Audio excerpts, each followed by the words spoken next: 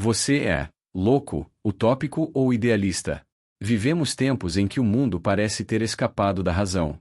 Há ruído por toda parte, correntes ideológicas que se enfrentam como exércitos cegos, um excesso de informação que não gera mais sabedoria, apenas confusão. É como se a loucura tivesse se tornado a norma e a lucidez, um crime. Neste cenário, surge a pergunta que nos guia hoje: você é louco, utópico ou idealista? É sobre essa provocação que vamos refletir. Porque o que antes era uma inquietação filosófica, hoje se tornou uma urgência existencial. Precisamos compreender os papéis que estamos assumindo, as narrativas que escolhemos seguir e, principalmente, a postura que adotamos diante do colapso das certezas. E para isso, retornamos a um dos pensadores mais agudos do século XX, Humberto Eco. Eco não foi apenas o autor de O Nome da Rosa, o romance publicado em 1980 que, 6 anos depois, em 1986, ganhou uma adaptação cinematográfica protagonizada por Sean Connery, tornando-se um clássico do cinema mundial. Antes disso, já havia revelado sua genialidade como filósofo, semiólogo e crítico da cultura. Em 1964, lançou uma obra decisiva, Apocalípticos e Integrados.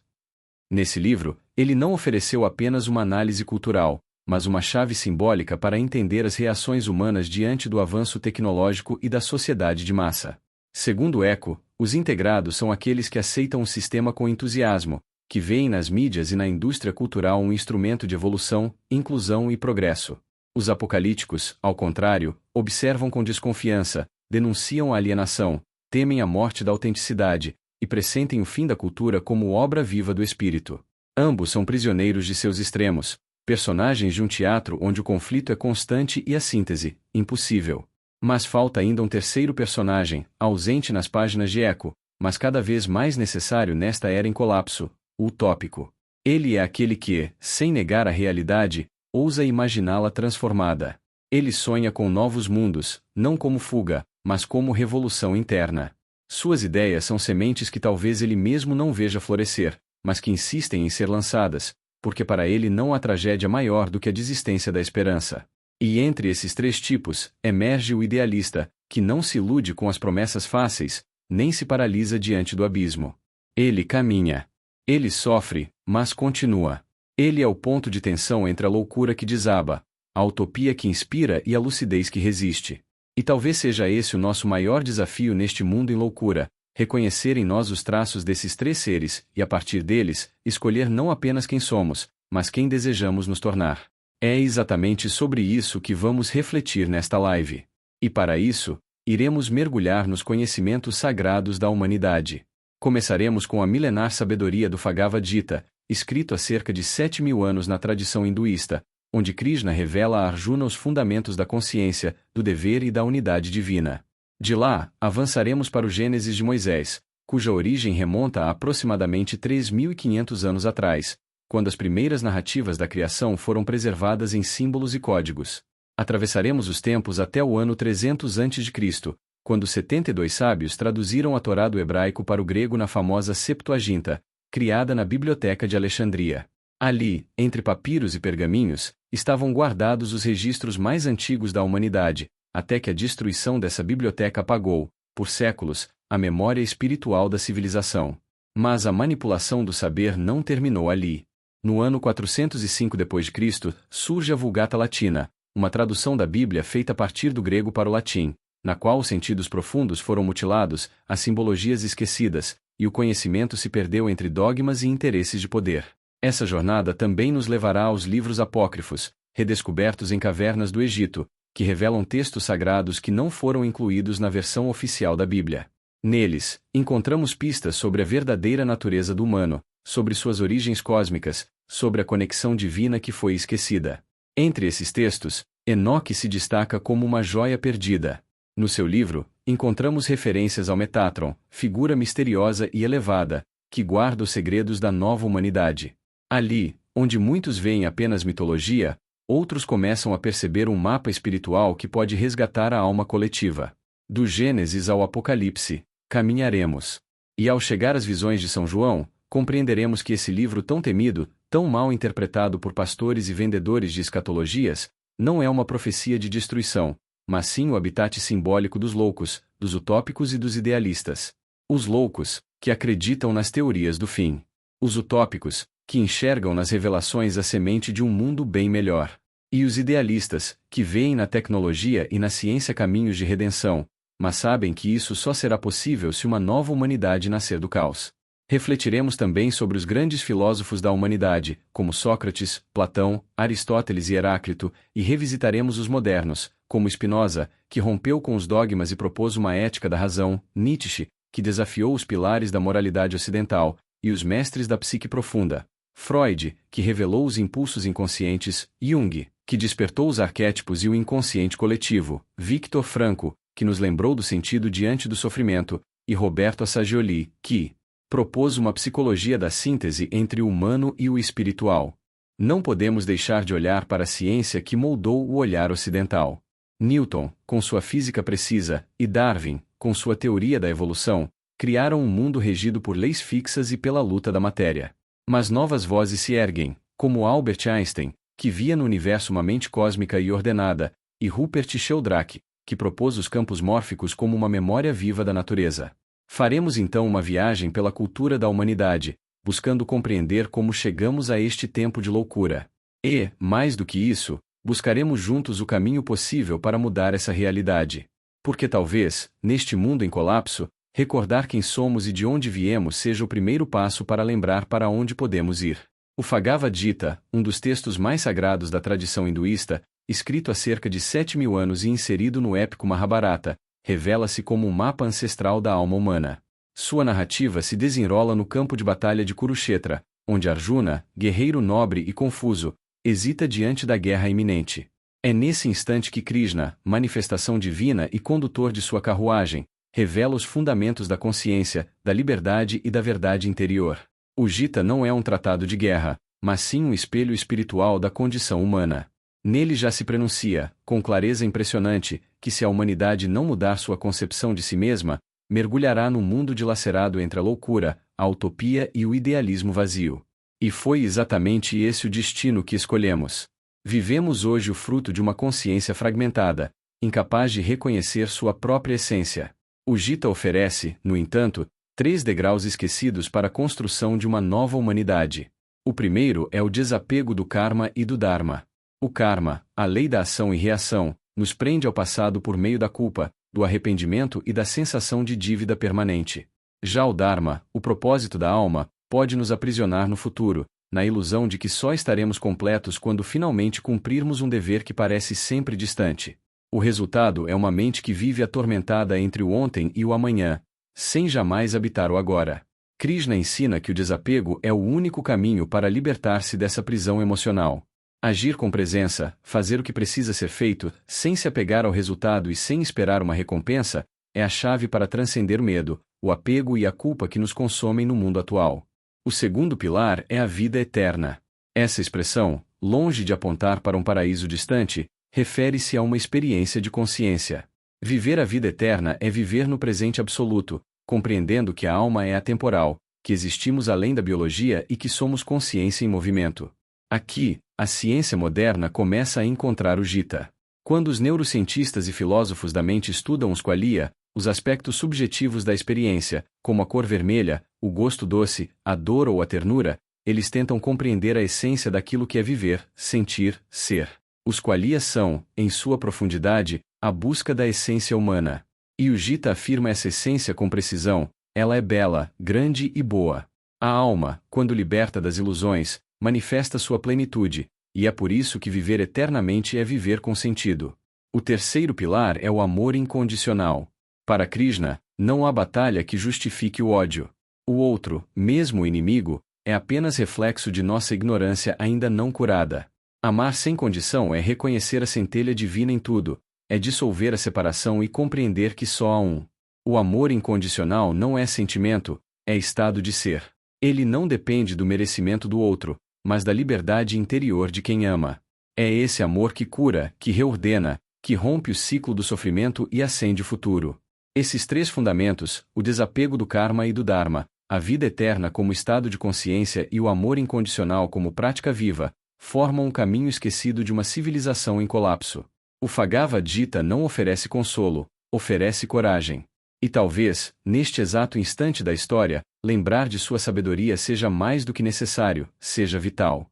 Aí nasce o pensamento que desenvolvemos dentro da Metacosmo, um esforço para compreender os limites do humano atual e abrir espaço para o nascimento de um novo ser, mais consciente, mais profundo, mais integrado com o todo. Para ilustrar essa transição, propomos 3 imagens fundamentais que guiarão nossa reflexão. A primeira é a pirâmide de Maslow. Abraham Maslow foi um psicólogo norte-americano que, em meados do século XX, propôs uma teoria sobre as necessidades humanas. Ele organizou essas necessidades em 5 degraus hierárquicos, sugerindo que o ser humano só alcançaria a plenitude, chamada de autorrealização, após satisfazer cada uma delas em ordem crescente. Na base, temos as necessidades fisiológicas, como comida, água e sono. No segundo degrau, as necessidades de segurança, que incluem abrigo, proteção e estabilidade. O terceiro degrau é o das carências afetivas, como o amor, o afeto e a intimidade emocional. O quarto degrau refere-se às necessidades sociais, incluindo o pertencimento, a aceitação e o convívio em grupo. E, no topo, a tão desejada autorrealização, onde o ser se expressa plenamente, realiza seus talentos e encontra sentido. No entanto, observando a realidade do mundo atual, percebemos que a humanidade falha profundamente em cada um desses degraus. Milhões ainda lutam por alimento e abrigo, não sentem segurança nem pertencimento, vivem sem reconhecimento e muito menos se aproximam de qualquer ideia de autorrealização. É aqui que a loucura da humanidade se revela. O Homo sapiens construiu uma pirâmide racional, mas não foi capaz de habitá-la com equilíbrio. A segunda imagem é a que criamos na Metacosmo, a pirâmide invertida, símbolo do Homo noético. Esse novo ser representa mais que uma mutação biológica, ele expressa uma mutação de consciência. O Homo noético não busca apenas ascender, mas mergulhar. Ao invés de subir degrau por degrau em busca de autorrealização individual, ele se volta para dentro, em um processo de reintegração com a essência. A verticalidade da pirâmide se inverte porque a direção do progresso muda, já não se trata de conquistar o mundo, mas de compreender-se no mundo. A base desse novo caminho não é a necessidade, mas a libertação interior. E esse movimento se reflete em 3 níveis profundos: o desprendimento da ilusão do tempo e do dever, o reconhecimento de que a vida é a expressão da eternidade, e a vivência do amor como energia natural que sustenta o real. Essas camadas não surgiram do acaso. São ecos antigos, já sussurrados nas páginas do Bhagavad Gita, onde Krishna ensina que a transformação da humanidade depende do desapego das correntes invisíveis do medo e do desejo, da consciência do presente eterno e da capacidade de amar sem medida. Esse é o alicerce invisível do Homo noético, aquele que não precisa provar nada ao mundo, porque se lembra da verdade que o mundo esqueceu. A terceira imagem representa a integração dessas 2 estruturas, a pirâmide ascendente do Homo sapiens e a pirâmide interna do Homo noético. Quando essas 2 geometrias se fundem, nasce uma nova possibilidade. Surge um ser que caminha com os pés na terra, mas com a alma acordada. Um ser que honra suas necessidades básicas, mas não é escravo delas. Um ser que realiza, mas que não se perde em realizações. Um ser que cuida de si, mas reconhece no outro a continuação de sua própria existência. Mas aqui está a má notícia: aqueles que não compreenderem esse movimento permanecerão presos apenas à pirâmide de Maslow. E muitos sequer sairão da base, pois é isso que o Fórum Econômico Mundial está oferecendo com a proposta de uma renda mínima universal. Uma estrutura básica de sobrevivência, aparentemente justa, mas que aprisiona o ser humano em uma existência limitada, regida por controles sutis. A autorrealização, nesse contexto, será facilmente substituída pela inteligência artificial, que assumirá os postos de criatividade, análise e produtividade. O Homo sapiens, nesse sistema, não será mais um criador, mas um consumidor passivo, uma peça no tabuleiro de algoritmos. Já o Homo noético irá redescobrir a inteligência natural. Essa inteligência não vem dos dados, nem da lógica mecânica, mas da conexão com a essência viva do ser. Ela é intuitiva, amorosa, criadora, e é por meio dela que uma nova humanidade poderá nascer. Talvez esse pensamento pareça loucura, talvez soe como utopia, ou quem sabe seja apenas um idealismo sem chão. Mas a verdade é que isso já nos foi revelado há mais de 7.000 anos. Krishna, no Bhagavad Gita, já anunciava esse caminho. E ao longo da história, sempre que o humano se aproximou dessa verdade, forças obscuras trataram de apagá-la. A Matrix em que vivemos opera exatamente nesse sentido, nos afastar de nossa origem. A destruição da Biblioteca de Alexandria no ano 391 d.C. não foi apenas a perda de livros, foi a tentativa de aniquilar a memória da humanidade. E agora, vivemos o limiar de uma nova tentativa de silenciar o pensamento profundo. A inteligência artificial, a padronização do conhecimento, o controle das emoções e da linguagem são sintomas de uma tentativa de transformar o humano em gado, um rebanho obediente numa fazenda global chamada Planeta Terra. Mas ainda há um sopro de resistência, ainda há aqueles que lembram. E nesta live, irei revelar os passos concretos para que essa integração entre corpo e espírito, matéria e consciência, história e eternidade aconteça. Como disse Albert Einstein, o mundo não será destruído por aqueles que fazem o mal, mas por aqueles que observam e deixam que o mal aconteça. Porque neste tempo decisivo, os integrados aceitarão tudo isso que está acontecendo de forma passiva, confiando no sistema, acreditando que a tecnologia cuidará de tudo. Já os apocalípticos, ao contrário, tentarão romper, resistir, derrubar esse mundo e criar um novo. E talvez, entre esses dois extremos, surja o que mais importa, o nascimento silencioso de um novo ser. Aquele que não luta contra o mundo, nem se rende a ele, mas o transcende e transforma. Agora vamos caminhar um pouco até chegarmos ao livro escrito por Moisés, conhecido também como Torá ou Pentateuco, que reúne os 5 primeiros livros da Bíblia hebraica, Gênesis, Êxodo, Levítico, Números e Deuteronômio.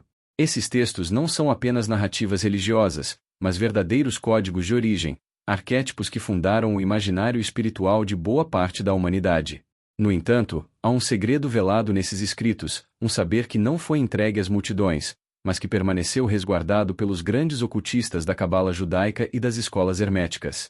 Esses mestres descobriram que, por trás das letras e entre as linhas, havia mensagens codificadas sobre a verdadeira natureza do ser humano.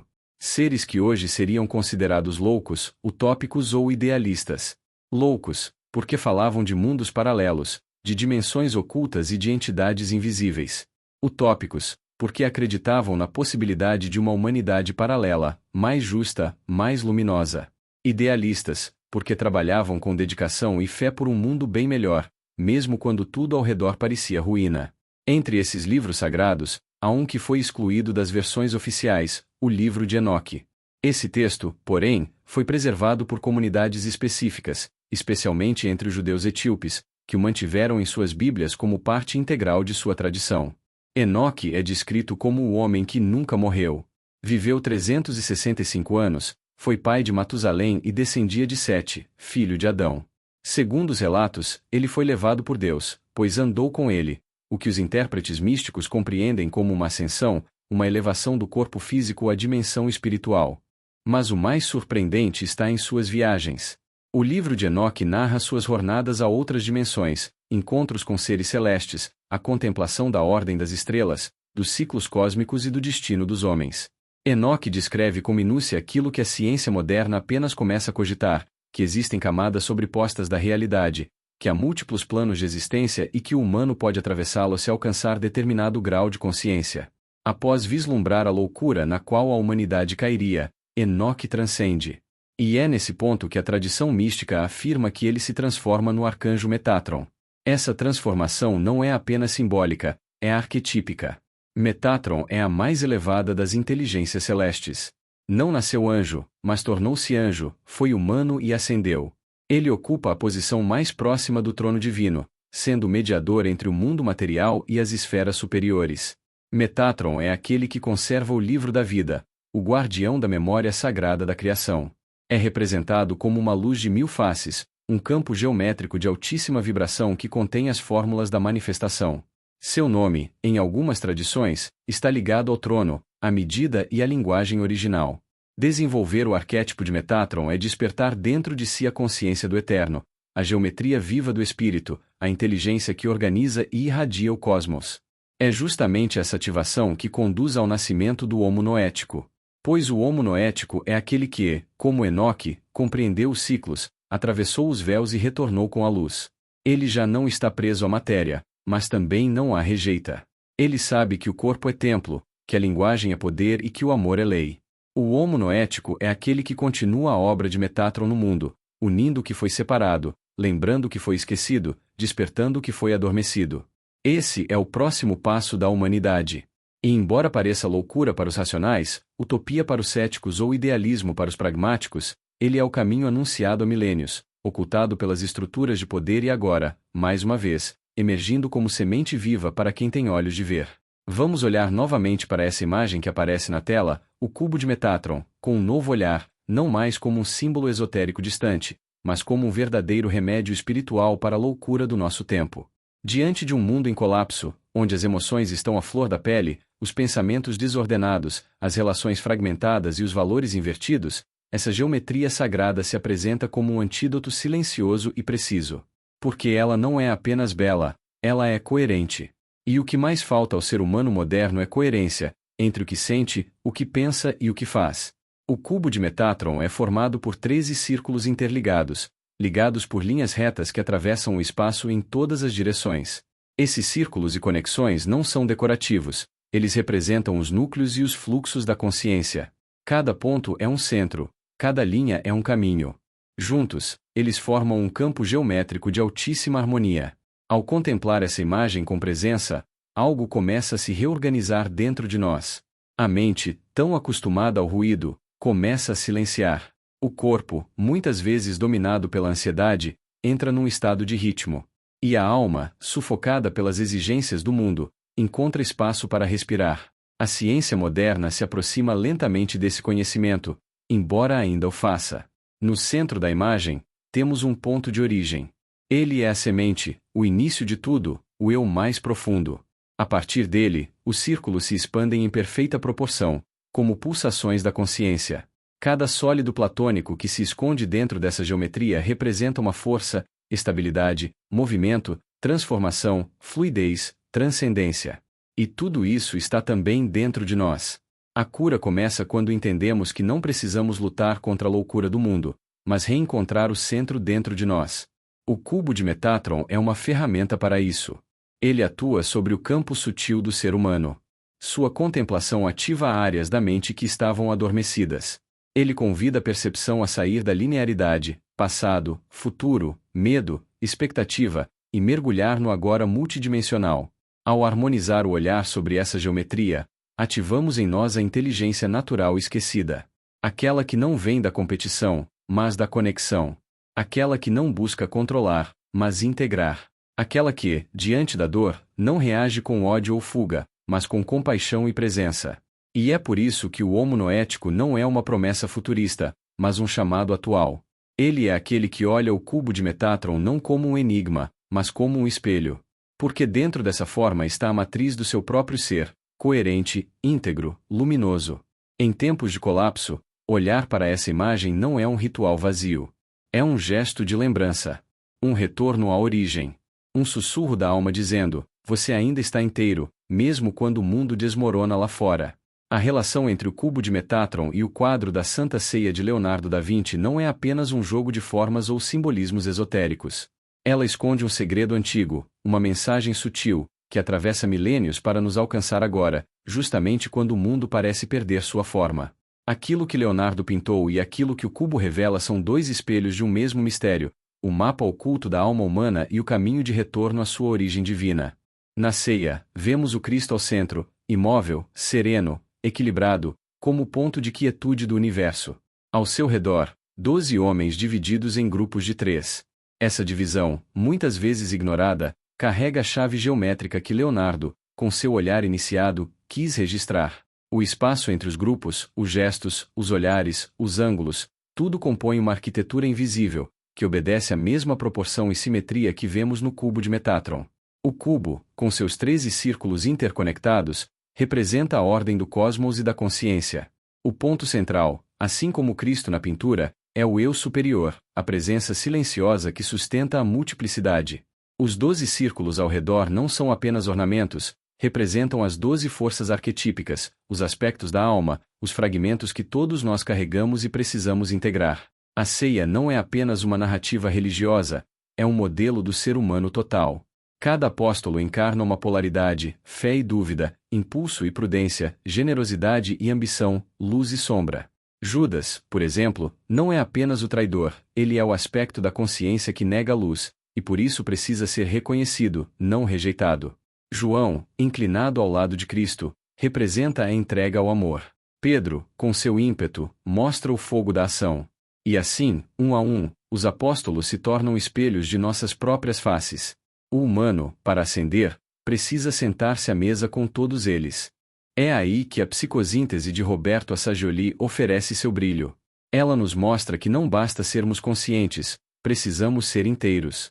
Não basta analisarmos os nossos conflitos, precisamos reunir as partes dispersas sob um centro que observe, acolha e una. Assagioli falava do eu como ponto de integração.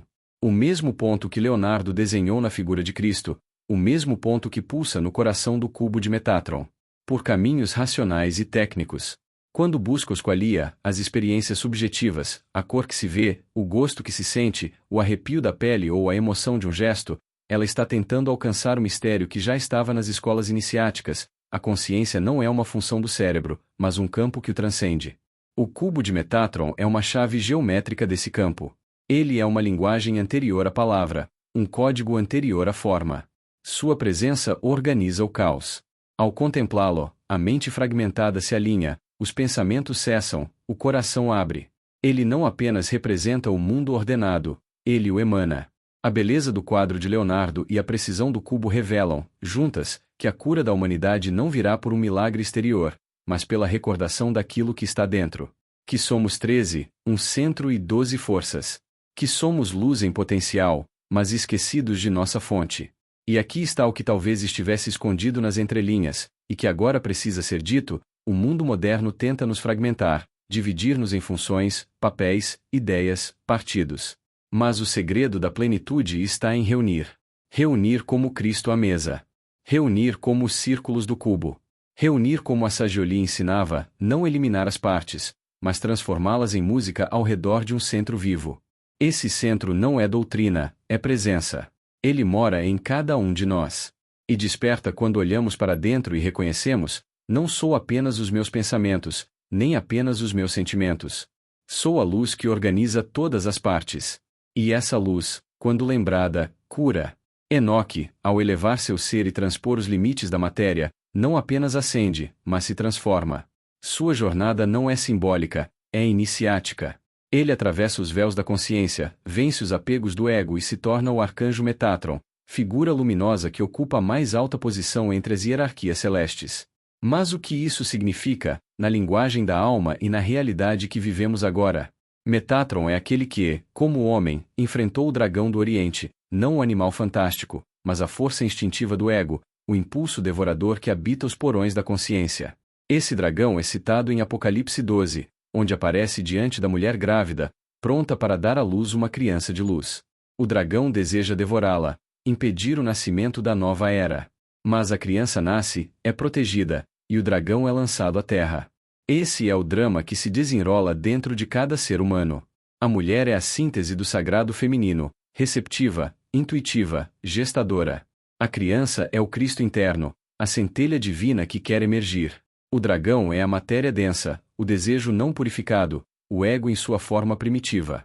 E Metatron, como consciência da quinta dimensão, é aquele que surge quando vencemos essa batalha interior. Ele é a fusão do sagrado masculino e do sagrado feminino. Ele é aquele que guarda, orienta e ativa o nascimento do Cristo em nós. Entre o dragão da terceira dimensão, símbolo da prisão na matéria, e Metatron, expressão da inteligência divina, está a quarta dimensão, o plano da alma. É ali que habitam os anjos caídos, fragmentos da consciência humana presos ao karma e ao dharma mal compreendidos. Enquanto o karma for culpa e o dharma for obrigação, a alma permanece cindida, oscilando entre o passado e o futuro, incapaz de se elevar. A transição planetária é exatamente esse processo. Um tempo em que tudo o que está oculto vem à tona. Hermes nos advertiu nos princípios herméticos. Moisés nos anunciou no Gênesis. Krishna, no Bhagavad Gita, nos convidou à eternidade. Cristo, na última ceia, preparou os 12 para a grande síntese. João, no Apocalipse, revelou a grande batalha. Mas tudo isso parecia mitologia, até que a própria ciência começou a tocar o véu. Em 2012, no laboratório do CERN, foi anunciada a descoberta do bóson de Higgs, a chamada partícula de Deus. Essa descoberta não é apenas física, é metafísica. Porque mostra que a matéria não é sólida, mas sustentada por campos invisíveis. Que tudo o que existe, vibra. Que por trás da densidade, há consciência. E que estamos prestes a construir, de forma real, uma nova humanidade. Duas humanidades surgem. Uma, ainda presa à pirâmide de Maslow, às necessidades básicas, a luta pela sobrevivência. Homo sapiens, que busca segurança, mas não encontra sentido. Outra, mais sutil, mais desperta, começa a emergir, os homonoéticos, que compreenderam o cubo de Metatron, que ativaram sua inteligência natural, que vivem em estado de presença, amor e visão. E talvez agora, com tudo isso diante dos seus olhos, você comece a compreender por que estamos em um mundo que aparenta loucura. Porque, na verdade, essa é a etapa da separação.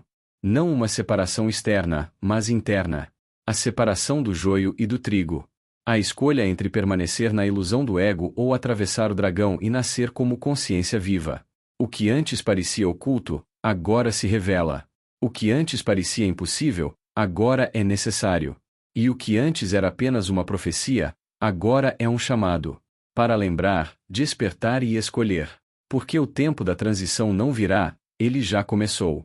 Enoque viveu 365 anos. Esse número não é casual, representa o ciclo solar completo, a dança do tempo entre a Terra e o Sol. Enoque não apenas viveu, ele se harmonizou com o ritmo cósmico. A Bíblia diz que andou com Deus e já não era, pois foi levado sem conhecer a morte. A tradição afirma que Enoque tornou-se o arcanjo Metatron, um ser de luz da quinta dimensão, aquele que ascendeu à totalidade ao vencer o ego, o medo e o limite da carne. Melquisedeque é outra figura cercada de mistério, sem pai, sem mãe, sem genealogia e sem morte mencionada. Aparece diante de Abraão como rei de Salém e sacerdote do Deus Altíssimo. Segundo antigas tradições esotéricas, viveu cerca de 467 anos, mas sua origem e sua natureza transcendem qualquer cronologia.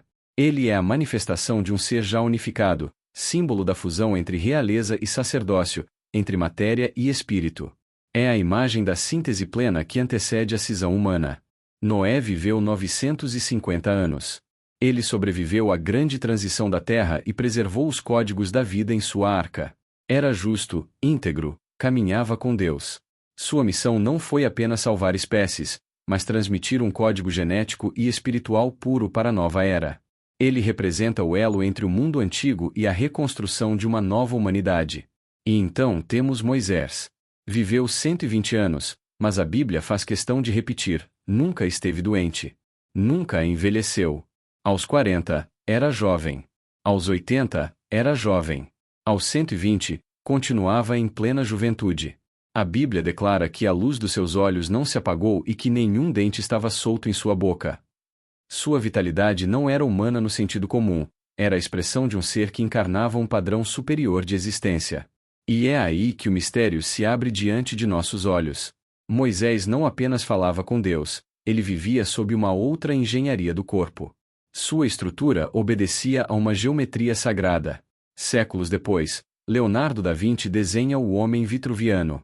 Uma figura humana perfeita, contida entre o círculo e o quadrado, o espírito e a matéria. Por mais de 500 anos, a geometria desse desenho permaneceu enigmática. E agora, um dentista londrino, Rory McSweeney, traz à luz um fragmento essencial do que foi perdido. McSweeney descobriu que Leonardo havia inscrito um triângulo equilátero sobre as pernas do homem vitruviano. Esse triângulo, conforme as anotações do próprio Da Vinci, corresponde ao triângulo de Bonville, uma estrutura anatômica usada até hoje na odontologia, que define a geometria ideal da mandíbula humana. Segundo a pesquisa, esse triângulo revela uma proporção entre o círculo e o quadrado de 1,64, quase idêntica à proporção áurea presente em toda a natureza. Essa descoberta não é apenas uma curiosidade anatômica, é uma evidência de que Da Vinci conhecia, e ocultou com precisão, os princípios da geometria que sustentam a juventude, a saúde e a longevidade. O estudo publicado na Journal of Mathematics and the Arts demonstra que essa relação geométrica não é estética, mas funcional. A posição da mandíbula, a simetria dos dentes, a relação entre os ossos da face e do crânio, tudo isso se conecta com a base energética do corpo humano. Aí entendemos por que Moisés tinha todos os dentes firmes aos 120 anos. Ele não era uma exceção milagrosa, era um corpo vivo em ressonância com a geometria sagrada. O que Da Vinci desenhou, Moisés viveu. E agora, a ciência redescobre. Mas essa geometria não termina no Triângulo de Bonville. O cubo de Metatron, forma geométrica associada à ascensão de Enoque, contém os 5 sólidos platônicos que Platão descreveu como as formas primordiais da criação. O tetraedro, o hexaedro, o octaedro, o dodecaedro e o icosaedro não são apenas figuras matemáticas. Eles são a base estrutural da matéria, do corpo humano, dos átomos, das galáxias. E todos esses sólidos estão contidos, e escondidos, na estrutura do homem vitruviano. Quando unimos o cubo de Metatron à figura de Da Vinci, vemos a convergência entre a matemática da criação e a anatomia do ser. O quadrado representa a base, a matéria. O círculo, a totalidade, o espírito. O corpo humano, no centro, é a chave que une os dois mundos. Essa é a arquitetura do homo noético. Aquele que, como Enoque, como Melquisedeque, como Noé, como Moisés, como Jesus, compreendeu e ativou o código que une espírito e matéria. Esse humano desperto não depende de milagres. Ele redescobre as leis esquecidas que regem a vida eterna. Ele ativa a física da consciência. E a Matrix, esse sistema de controle baseado na limitação da mente e na degeneração do corpo, faz de tudo para que esse segredo jamais seja compreendido. Porque o dia em que a humanidade voltar a viver em harmonia com sua própria geometria, com a luz do espírito refletida na forma da carne, será o fim do domínio, da doença, do medo e da morte como destino. O que foi apagado em Alexandria, o que foi distorcido pelas traduções religiosas, o que foi velado nos símbolos e nos tratados, está agora se revelando. E talvez por isso você esteja aqui. Porque está pronto para lembrar. Porque o código ainda pulsa. E o templo ainda vive em você. Essa é a geometria esquecida. Essa é a água que renasce. Essa é a humanidade que está por nascer. Moisés compreendeu que seu corpo não havia sido gerado como os outros. A concepção que o originou trazia outra natureza, outra matriz, outro código. A princesa egípcia não disse apenas que o tirou das águas, ela reconheceu, com palavras veladas, que o recebeu do plano astral. Água aqui não é fluido físico, mas energia sutil. É o campo astral onde vibra a potência criadora do universo. O cubo de Metatron vibra exatamente nessa frequência. Ele é o padrão geométrico que organiza a energia antes que ela se torne matéria. Cada linha, cada ângulo, cada forma contida ali se manifesta primeiro na água astral, depois na estrutura física. Quando essa geometria é ativada, o corpo humano se reorganiza. Os centros energéticos se alinham, os campos sutis se expandem, a mente se aquieta e o espírito habita com clareza a matéria. E isso não é apenas teoria espiritual. É um código real. Leonardo da Vinci, ao desenhar o homem vitruviano, colocou o ser humano no ponto exato de interseção entre o quadrado da matéria e o círculo do espírito. E agora, com a descoberta de Rory McSweeney sobre o Triângulo de Bonville, entendemos que essa figura revela mais que proporção, ela esconde o segredo do corpo perfeito. Um corpo sem doença, sem degeneração, alinhado à frequência do eterno. Essa mesma proporção está no funcionamento ideal da mandíbula, da face, da coluna, das articulações, do sistema nervoso. A simetria da geometria sagrada não é estética, é funcional, regeneradora, vital. Moisés possuía esse corpo. Jesus manifestou esse corpo. Enoque se elevou com esse corpo. Elias foi tomado pelo céu sem morrer porque vibrou nesse mesmo padrão. Tudo o que nasceu da carne está sujeito ao tempo. Mas o que nasce da água astral e do espírito vibra fora do tempo. Jesus foi claro com Nicodemos: para ver o reino, é preciso nascer de novo, não pelo ventre, mas pelo campo vibracional, pela água primordial e pela consciência que a molda. Essa é a concepção que gera o novo humano. Não mais um corpo animal, destinado ao desgaste, mas um corpo geométrico, sutil, alinhado com as esferas superiores. Esse é o verdadeiro nascimento do homo noético. Ele não depende mais da biologia comum. Ele emerge da lembrança daquilo que é anterior ao corpo. E sua existência é a ameaça definitiva à Matrix. Porque um ser humano que se regenera, que compreende sua estrutura de luz, que ativa a geometria original dentro de si, não pode mais ser controlado.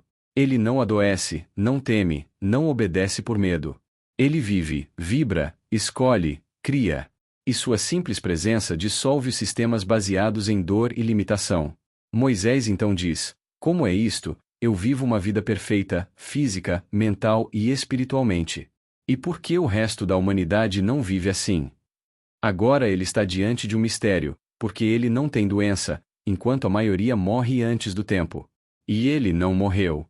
Segundo a Bíblia, Moisés se transfigurou em corpo astral no alto do Monte Nebo, e 1500 anos depois aparece no Monte Tabor ao lado de Elias e de Jesus, também em corpo astral.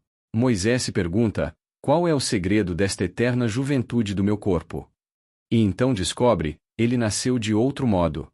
Nascer como ele nasceu, por um código astral e não apenas biológico, é o que permite escapar da doença e da morte compulsória.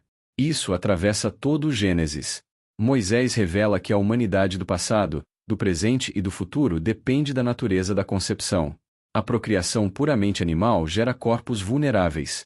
Mas uma concepção por vias superiores, vibracionais, gera corpos perfeitos, saudáveis, capazes de ascender. A história simbólica do nascimento de Moisés é muitas vezes mal compreendida. Seu nome, Moshe, não significa tirado das águas como simples referência ao Nilo. Como aponta a tradição esotérica, nomes como Tutmoses ou Amoses têm origem egípcia e a partícula Moses indica filho. A princesa do faraó, ao dizê-lo tirado das águas, não se referia à água física, mas à água astral. Madame Helena Petrovna Blavatsky, uma das maiores iniciadas do século XIX e fundadora da Sociedade Teosófica, afirma com clareza que em linguagem esotérica a água não é o líquido físico, mas a matriz vibracional do universo. No seu livro A Doutrina Secreta, ela ensina que a água representa o éter astral, a substância invisível da qual tudo é gerado antes de se manifestar. É essa água que forma o plano astral. É nessa água que os corpos de luz são concebidos. Blavatsky diz que sair das águas é nascer do mundo astral, o mesmo mundo descrito por Einstein como campo de energia cósmica pura.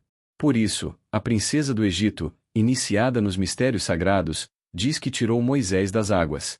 Ela reconhece que ele nasceu da matriz astral, não da carne. E Moisés, ao reconhecer esse fato, compreende por que seu corpo não sofre envelhecimento, decadência ou morte. Ele foi concebido na estrutura da luz. Essa mesma visão está na filosofia de Tales de Mileto, o primeiro filósofo grego, que viveu por volta de 600 a.C. Tales afirmava que tudo vem da água. Mas não falava da água visível. Ele falava da substância invisível que precede a matéria, o campo da vibração astral, a substância eterna que tudo permeia. Ele inaugurava assim a cosmologia ocidental com a mesma linguagem dos antigos egípcios e das escolas iniciáticas da Caldeia, da Índia e do Egito. Para Tales, a água era o princípio da vida, não como elemento físico, mas como potência formadora, o mesmo princípio descrito por Blavatsky, por Moisés e por Jesus. E Jesus, ao encontrar Nicodemos, retoma esse saber oculto. Se alguém não nascer de novo da água e do Espírito, não poderá ver o reino de Deus. E quando Nicodemos pergunta se isso se refere a voltar ao ventre da mãe, Jesus insiste: é um nascimento superior, vibracional, não físico. A água é o plano astral, o Espírito é a consciência que ativa a forma. Jesus falava do seu próprio corpo, formado por essa matriz sagrada, nascido da água invisível e do Espírito divino. Esse nascimento, que é vibracional, geométrico, cósmico, leva à compreensão de um novo corpo, de uma nova realidade e de uma nova ciência. Quando a matéria se organiza na justa proporção com o espírito, quando a forma se alinha com a luz, então compreendemos o que Einstein previu como a essência do universo, a matéria escura e a energia escura. Dois elementos invisíveis que ocupam mais de 95% do cosmos, e que a ciência moderna mal consegue tocar. Mas os antigos sabiam. Blavatsky os descreve. Tales os intui. Platão os traduz em formas. Metatron os vibra. Jesus os encarna. Moisés os manifesta.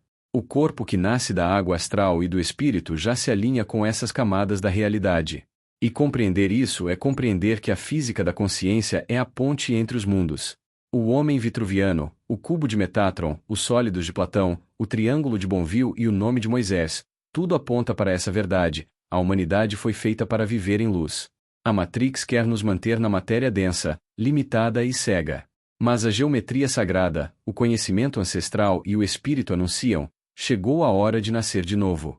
Pela água verdadeira, pelo espírito eterno, pela consciência desperta. E quando Jesus conversa com a samaritana, ele não está apenas oferecendo compaixão a uma mulher marginalizada, mas revelando um código oculto da física da consciência. Aquela mulher, marcada por múltiplas experiências conjugais, simboliza a humanidade atual, mergulhada em um mundo que perdeu sua harmonia. Um mundo que estimula a fragmentação interior sob o pretexto de liberdade, onde movimentos como as filosofias do Vogue e o liberalismo sexual desordenado transformam a busca por identidade em uma repetição sem consciência. Assim como a samaritana, a humanidade contemporânea tem tido muitos maridos, muitos desejos, muitas buscas, muitas posses, e vive com um amante, que é a ilusão de liberdade sem transcendência. É a esse ser humano doente, confuso e sedento que Jesus diz: se tu conhecesses o dom de Deus e quem te pede de beber, tu lhe pedirias, e ele te daria água viva. Água viva, expressão que não remete a um líquido físico, mas ao campo astral que antecede a matéria, o mesmo campo onde vibra a geometria do cubo de Metatron. Essa água, diz ele, se tornaria nela uma fonte que jorra para a vida eterna. Não se trata de uma metáfora devocional, mas de uma alusão direta à reorganização do corpo humano segundo padrões vibracionais mais elevados. A água viva é o campo geométrico, sutil e estruturante que permite o nascimento de um novo corpo, não um corpo animal, mas um corpo alinhado luz, como descrito por Leonardo da Vinci na figura do homem vitruviano, onde o humano se equilibra entre o quadrado da matéria e o círculo do espírito. Jesus não fala de um renascimento meramente espiritual. Se fosse isso, bastaria o espírito. Mas ele insiste em dois elementos, água e espírito. Água, como nos ensina Madame Blavatsky, é o éter astral, a substância viva que antecede a forma. Espírito, a consciência que modela essa substância. O nascimento a que Jesus se refere é a formação de um novo corpo, sintonizado com o campo vibracional da quinta dimensão, o mesmo campo de onde vibra Metatron, o arquétipo do humano ascensionado. Lucas, o médico grego, compreendia esse segredo. Em seu evangelho, ele relata que um sopro sagrado viria sobre Maria e que a potência suprema a envolveria em sua aura. Essa descrição não tem nada a ver com dogmas trinitários, mas sim com o processo vibracional que estrutura um corpo por meio da geometria sagrada. Lucas não falava apenas como evangelista, mas como médico influenciado pela tradição hipocrática. Hipócrates, o pai da medicina ocidental, já ensinava que os humores, os fluidos vitais do corpo humano, refletiam não só o equilíbrio físico, mas também a harmonia do ser com o cosmos. Esses humores não eram apenas substâncias, mas expressões do campo astral que circula e sustenta a vitalidade do corpo. Lucas, herdeiro desse pensamento, compreendia que a concepção de Jesus não era um milagre biológico, mas um fenômeno vibracional, a ativação de uma matriz de luz através da potência suprema. O corpo de Jesus, portanto, foi formado por uma frequência, por uma aura, por uma geometria invisível, exatamente como o corpo de Moisés, o corpo de Enoque, o corpo de Elias. Esses corpos não se desgastam, não adoecem, não envelhecem. Vibram em ressonância com os sólidos platônicos contidos no cubo de Metatron, e sua estrutura segue a proporção harmônica revelada no triângulo de Bonville, descoberto no desenho do homem vitruviano. Essa proporção não é simbólica, ela está no alinhamento da mandíbula, da coluna, do sistema nervoso. Está na arquitetura da luz encarnada. Agora olhe para a tela e veja a imagem. Esta cabeça de mármore branco representa a princesa real do Egito chamada Hatshepsut. Descoberta no século XIX por um arqueólogo alemão nas ruínas do Egito, essa escultura hoje está exposta no Museu de Berlim. A tradição bíblica afirma que essa princesa teria adotado Moisés, mas existe uma tradição extrabíblica, bastante difundida entre as escolas esotéricas, que afirma algo muito mais profundo. Segundo essa corrente, Hatshepsut teria concebido Moisés por vias astrais, sem a participação de um homem físico.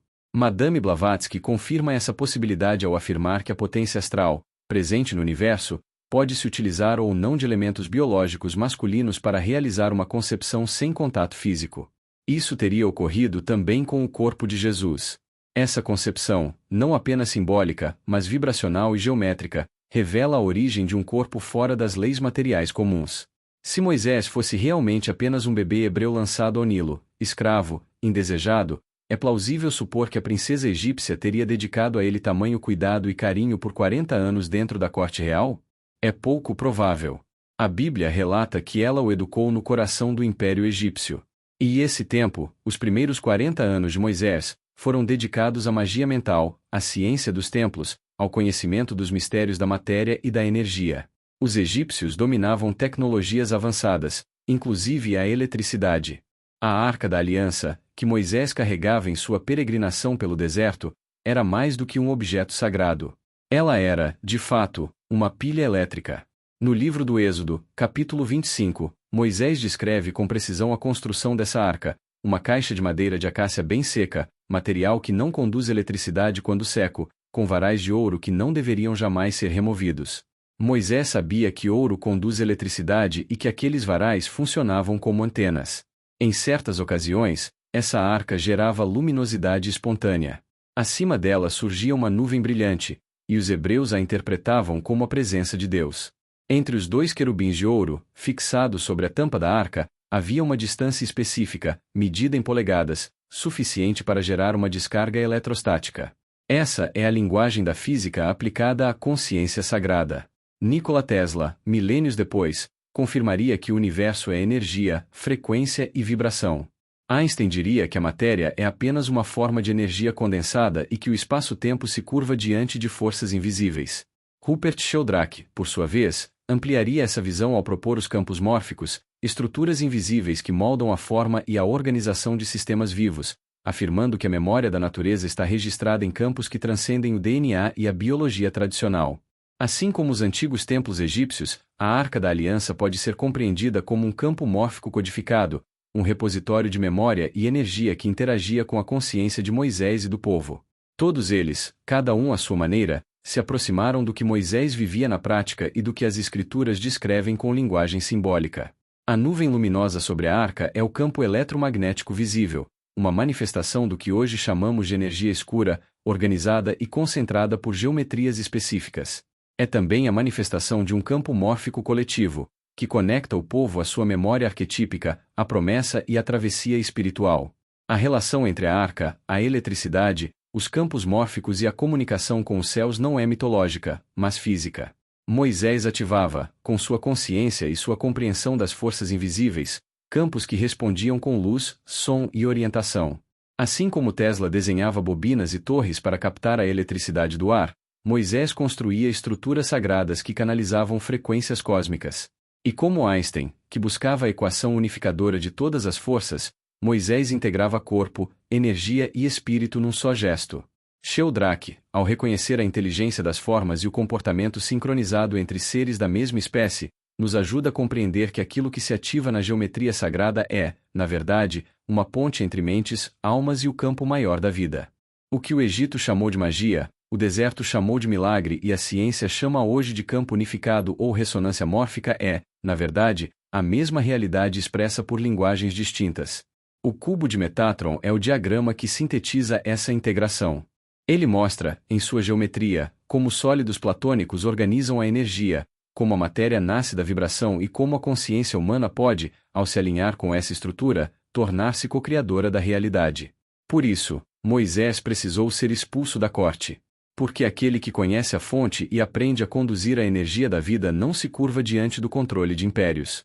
O faraó o condena, não à morte, mas à vida em solidão. Sem saber, lhe oferece a iniciação final. No deserto, longe dos palácios e das disputas, Moisés se torna o receptáculo do campo divino. Ele reencontra a água astral. Ele ouve a voz no silêncio.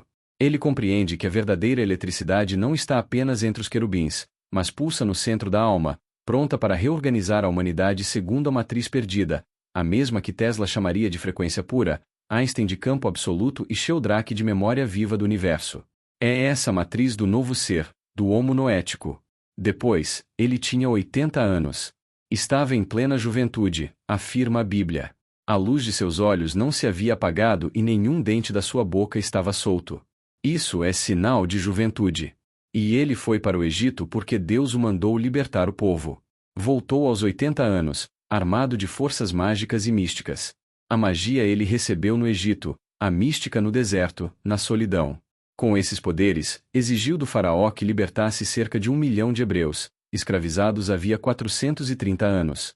O faraó negou. Moisés então lançou as pragas. 9 foram enviadas, criadas por magia mental. Ele provocava doenças em toda a nação por meio do pensamento concentrado. Mas os magos do Egito, treinados nas mesmas artes, neutralizaram todas.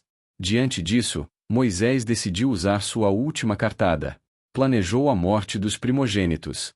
Na primeira lua cheia da primavera, no mês de Nisan, concentrou sua mente e gerou uma entidade astral, pura energia mental. Ele escolheu a lua cheia porque é nesse ciclo que a luz está em máxima expansão, intensificando a ação mental e a manifestação. A lua cheia favorece rituais de poder, de execução e de projeção de energia. A lua nova, ao contrário, está associada ao recolhimento, à espiritualidade interior, à gestação silenciosa. Moisés sabia disso e aguardou a noite certa. A essa entidade, deu ordem para matar todos os primogênitos egípcios, exceto os hebreus. Para identificá-los, ordenou que pintassem os batentes das portas com sangue de cordeiro. A entidade, chamada na Bíblia de Anjo da Morte, percorreu o Egito e poupou apenas as casas marcadas. O impacto foi tão grande que o faraó ordenou imediatamente a saída do povo. Naquela mesma noite, os hebreus deixaram o Egito às pressas.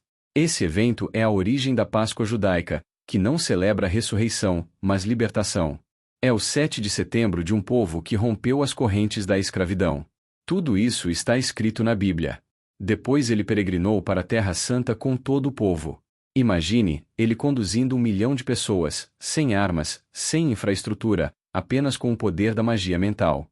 E foi com esse poder que mandou afogar o exército do faraó no Mar Vermelho. Deu água ao povo batendo no rochedo. Tudo magia mental. Porque quando se entra na zona da mente concentrada, todas as leis da natureza obedecem. Jesus realizava o mesmo com mística espiritual, mas Moisés operava com força mental. Os egípcios eram mestres nisso. Mesmo assim, o povo não entrou na terra prometida. Por quê? Porque murmuraram. Reclamaram da liberdade. Disseram: Moisés, no Egito éramos escravos, mas tínhamos comida. Aqui no deserto temos fome. Não era melhor ser escravo com a barriga cheia do que livre passando necessidade? E Moisés respondeu a Deus: Este povo é ingrato. Preferem a escravidão confortável à liberdade com esforço. Trocam a dignidade por carne e cebola. São materialistas. Deus então disse: Moisés, diz ao povo que nenhum dos que saíram do Egito entrará na terra prometida. Apenas os filhos nascidos no deserto, filhos da liberdade, herdarão a nova terra. E foi o que aconteceu. Eles levaram 40 anos para atravessar uma distância que, mesmo a pé, poderia ser vencida em dias. Não era uma questão geográfica, mas espiritual. Os escravos do sistema tinham que morrer para que nascessem os livres. Hoje, mais uma vez, essa escolha se apresenta. O Fórum Econômico Mundial propõe uma nova forma de escravidão, disfarçada de justiça social. A renda mínima universal está sendo apresentada como solução, mas por trás dela está a mesma lógica do Egito. Entregam o alimento, mas tiram o arbítrio. Oferecem segurança, mas anulam a alma. E muitos aceitarão. Muitos preferem a barriga cheia e o controle, do que a liberdade austera e o risco de ser livre. Aqui nasce o verdadeiro desapego.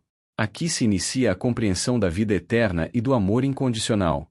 Porque amar incondicionalmente é não se curvar a sistemas que negam a dignidade do espírito.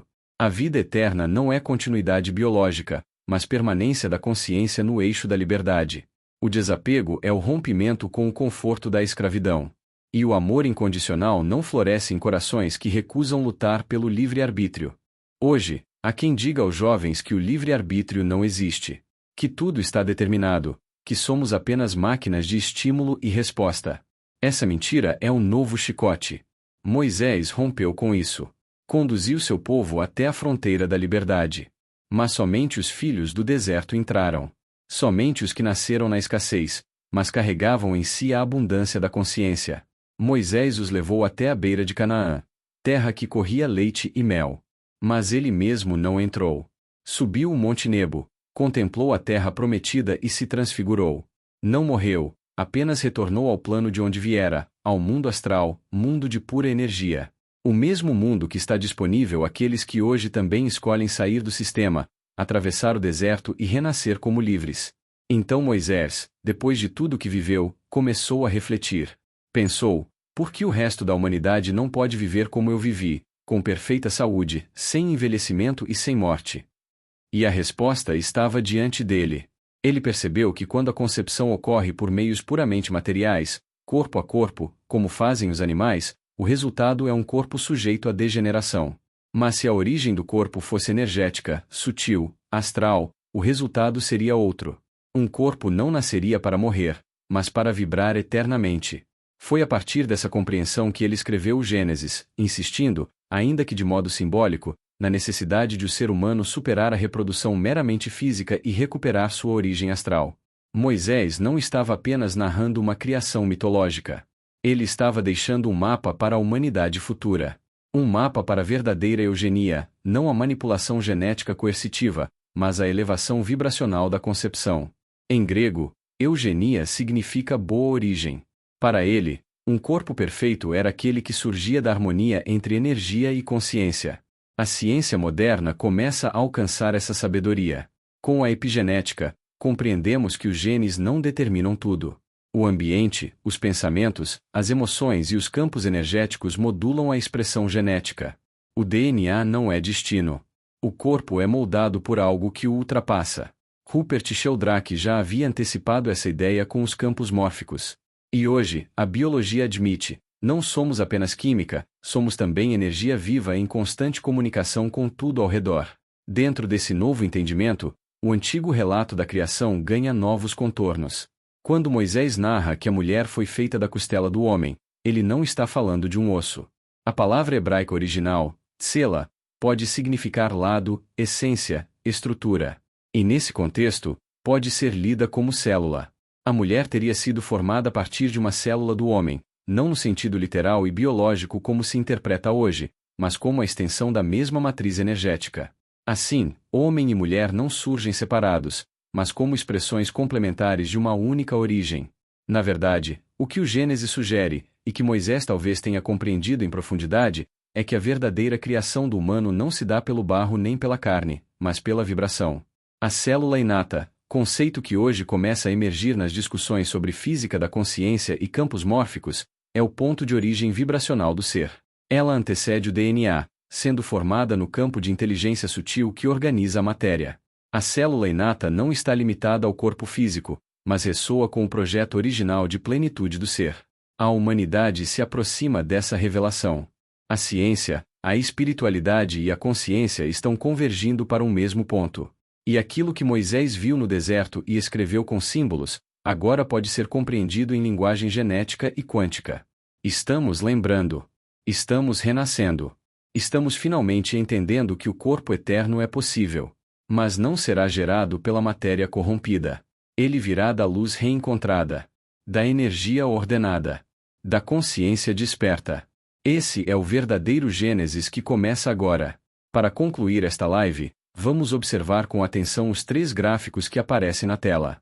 Eles sintetizam toda a jornada humana entre 2 mundos, 2 forças e 2 corpos, o corpo animal e o corpo hominal, o corpo horizontal e o corpo vertical, a psiché e a zoé. Moisés compreendeu essa distinção e a registrou com precisão simbólica no Gênesis. A vida animal já existia, e o que acontece na criação do ser humano não é o início da vida, mas a sua transmutação. O espírito dos Elohim desce e transforma o corpo animal em corpo humano. Como bem descreveu Teilhard de Chardin, teólogo, paleontólogo e místico jesuíta do século XX, trata-se de uma descontinuidade espiritual dentro da continuidade biológica. É a vertical entrando na horizontal, a linha da alma sendo enxertada sobre a linha da carne. No primeiro gráfico, vemos essa relação direta. A psiché representa a alma animal, ligada ao instinto, à repetição, à busca da sobrevivência. Já a zoé é a vida espiritual, a centelha divina, o sopro dos Elohim que eleva a matéria para além da biologia. Quando Moisés escreve que a zoé foi enxertada na psiché, ele está dizendo que o ser humano carrega dentro de si 2 naturezas, 2 impulsos, 2 destinos. E essa dualidade é o que inicia o grande drama da história humana. No segundo gráfico, vemos o nascimento do conflito. A vida espiritual não encontra oposição direta da vida animal. Mas quando a inteligência entra em cena, o conflito se instala. A inteligência não purificada se torna ego. E o ego busca dominar, medir, controlar. A Bhagavad Gita ensina que o ego é o maior inimigo do eu, enquanto o eu é o melhor amigo do ego. O ego quer manter a horizontalidade, os prazeres da carne, a continuidade da espécie. O eu quer iniciar a verticalidade, o caminho do espírito, da transcendência. É desse conflito entre o ego e o eu, entre a horizontal e a vertical, que nasce a loucura do mundo atual. A mente dividida não encontra repouso. O corpo quer conforto, mas a alma quer sentido. A sociedade busca controle, mas o espírito clama por liberdade. A ciência constrói tecnologia, mas o coração não encontra paz. A razão se exalta, enquanto a consciência se cala. O resultado é um mundo fragmentado, acelerado, emocionalmente exausto. Um planeta que gira em torno do consumo, mas não se lembra mais de por que existe. No terceiro gráfico, vemos o caminho de superação desse conflito. Moisés o chamou de árvore da vida. É a linha vertical, a ascensão interior. É o percurso daqueles que escolhem a consciência, a integração, a comunhão entre corpo e espírito. É o retorno a Zoé. Jesus trilhou esse caminho. E é nesse ponto que nascem os seres utópicos e idealistas, como ele, que ousaram propor a construção de um mundo bem melhor. Seu corpo vibrava na frequência da luz porque havia superado o conflito interno. Ele viveu como Zoé encarnada e mostrou que esse caminho é real. Essa é a batalha essencial. E ela não será vencida por discursos ou crenças externas, mas por presença, lucidez e reconexão. A árvore da vida continua de pé.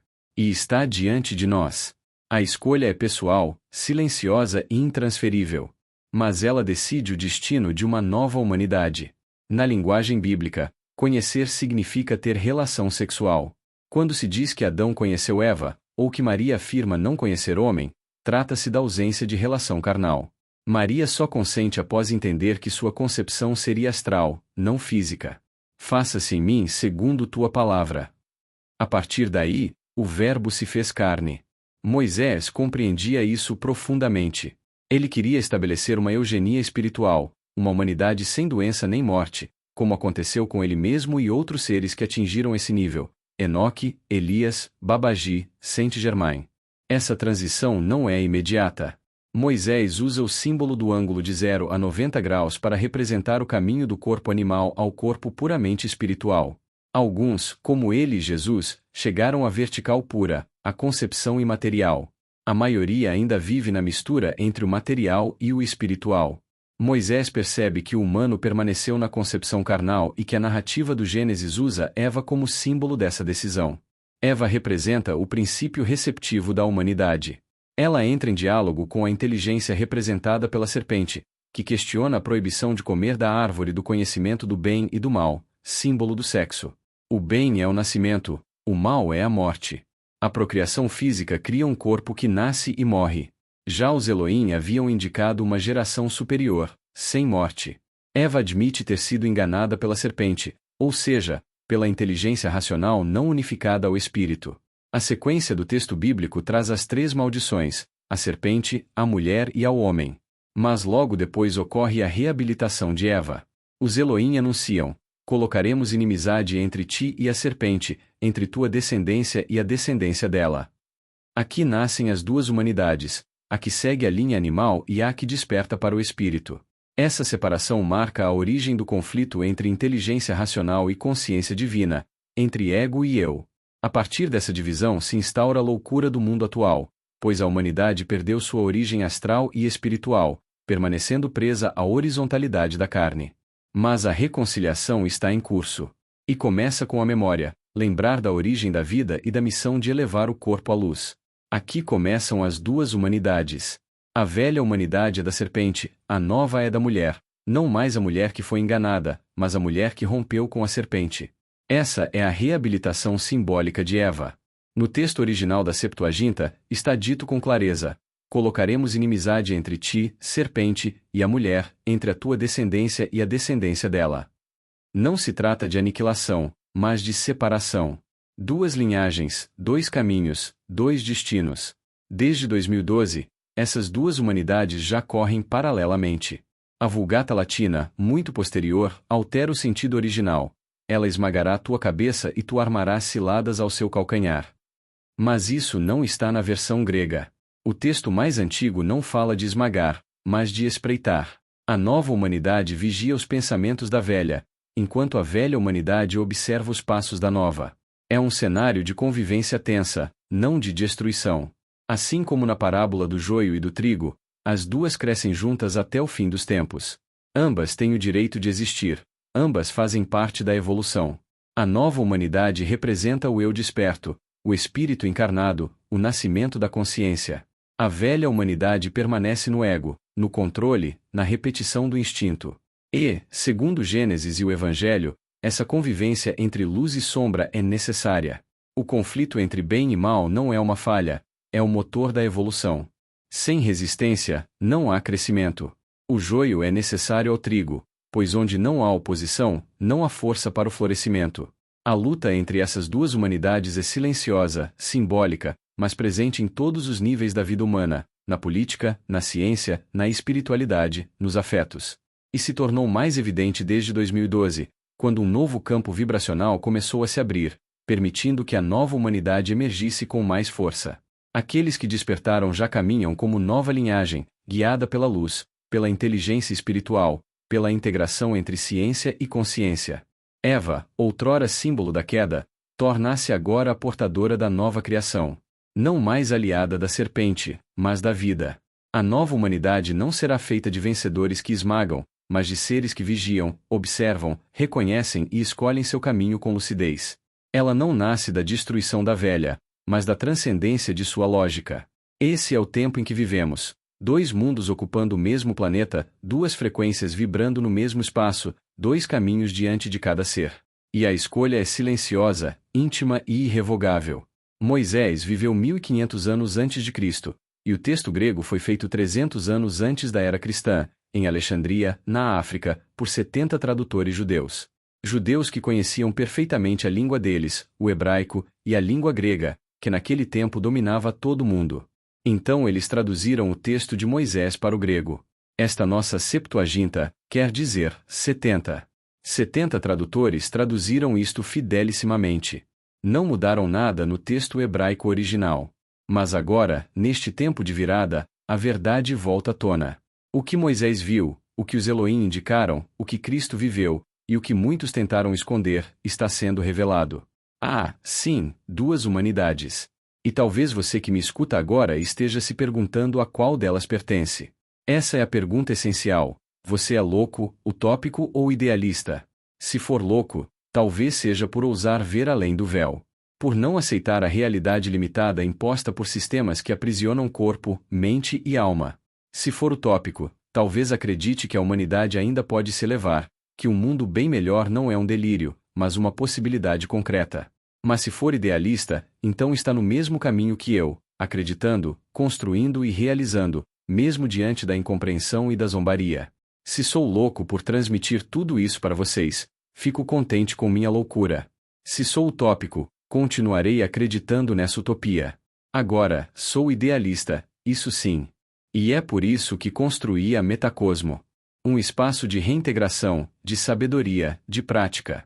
Dentro da Metacosmo, estamos iniciando a filoterapêutica, um método profundo de cura através da filosofia, da espiritualidade e da ciência da consciência. Ela não trata apenas dos sintomas, mas da alma. Da dor da separação, da angústia existencial, do esquecimento da nossa origem divina. Se quiser caminhar conosco, vá até o canal da Metacosmo no YouTube. Torne-se membro. Faça parte do Farol Metacosmo, onde estudamos, praticamos, e principalmente, nos curamos.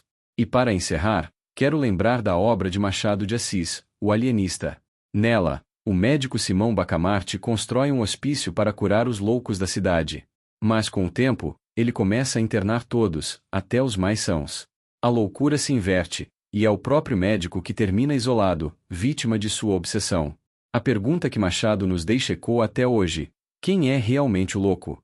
A humanidade foi moldada por loucos, utópicos e idealistas.